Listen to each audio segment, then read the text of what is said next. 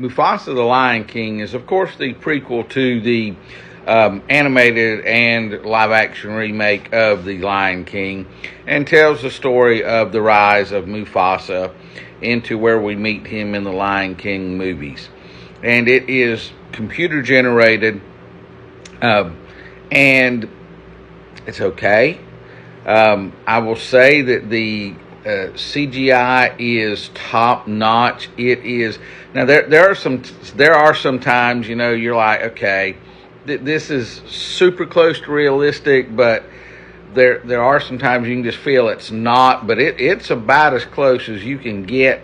The animals in there are so realistic, so close to realistic, let's say. I was really, really impressed by the CGI. Beyond that, you've got the story being told, and then you've got a few little interludes here in between with Rafiki and Timon and Pumbaa, and is it Nala? I believe that's Simba's cub.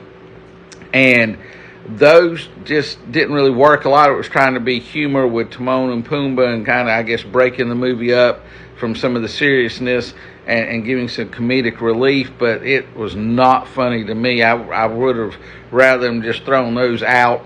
And it also added some length to the movie. The movie is about 2 hours. It would have shortened it up, which I think would have helped quite a bit. You've seen a lot of this in the previews, and honestly, you really know pretty much what's going to happen. And like most prequels, it's going to go back. It does go back, let's say, it does go back and tell us how various things came to be in the movie Lion King when we saw that originally.